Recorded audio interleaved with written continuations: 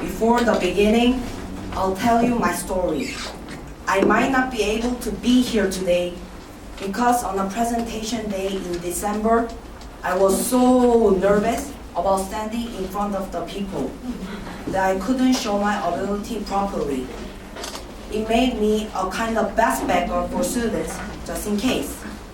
So I wanted to say thank you to the president of Central Reading Club because he wanted to make an equal proportion of males to females.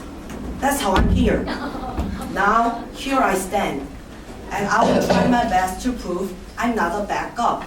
I can be the number one. My name is 박총명.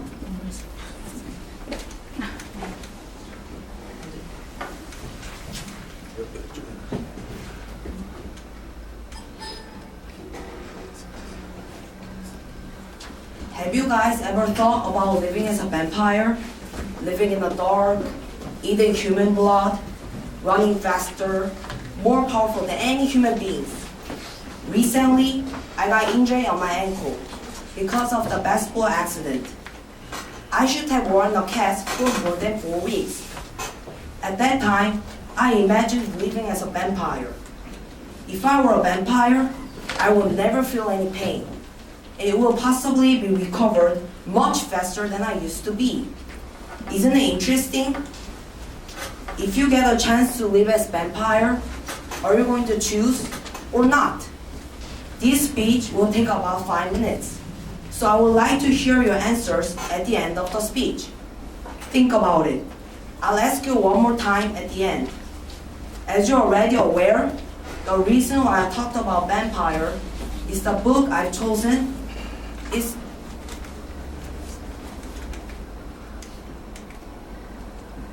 Dracula.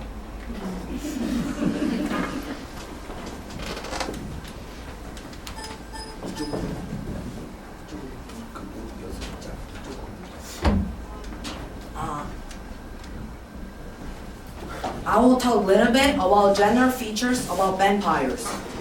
They love party. Female vampires are male human. Male vampires are female human. They hate garlic and Holy Cross.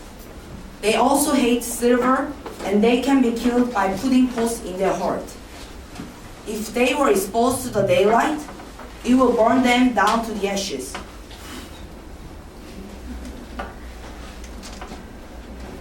There was a person named Jonathan Harker, a young London solicitor. He travels to Transylvania, modern-day Romania, to help a rich nobleman, Count Dracula, purchase an estate in England. Dracula is planning to immigrate to the England. When he got to Count Dracula's house, someone gave a gold cross to him. Then she said to him about vampires. Talking about the house, his wife and her friend Lucy, he could only see at night. One morning, Count was gone. Being so curious about Count's room, he entered the room. There were 3 young women on the bed. He was tired enough to sleep with them. At that time, his wife Mina was worried about him. Also, there was a bad news. Her friend Lucy had turned to a vampire by a Count. Then a Dr. Van Helsing said, "We should put holy bread in the tongue. If we do that, the vampire will be getting weaker." The vampire started to attack them, but the doctor showed him the gold cross. At last, the vampire had disappeared. Same thing happened to Mina. At this time, the case was now extremely urgent. If they can't catch and kill him quickly, Mina will turn into a vampire just like Lucy did. Dracula leaded them on a spectacular chase back to Transylvania, where they finally caught up to him and killed him. Mina is saved, and they all live happily ever after. While making this book, I was considering about the end. After 10 years, the characters will be turning vampires. That's why the ending story just tells a vampire disappears.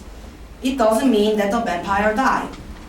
I think the vampire will be planning to make Jonathan and other people turn into vampires for his revenge. Do you know how to turn them into vampires? First, the vampire makes a trap. Second, while they are walking, they can't notice that the trap is coming ahead of them. Third, they fall into the trap. Fourth, where they fall will be their tongue. You know why? They can't get out of the tongue because the vampire is standing right in front of them. This is pretty much I prepared for today. As I told you before, let's go back to the beginning. Did you make up your mind?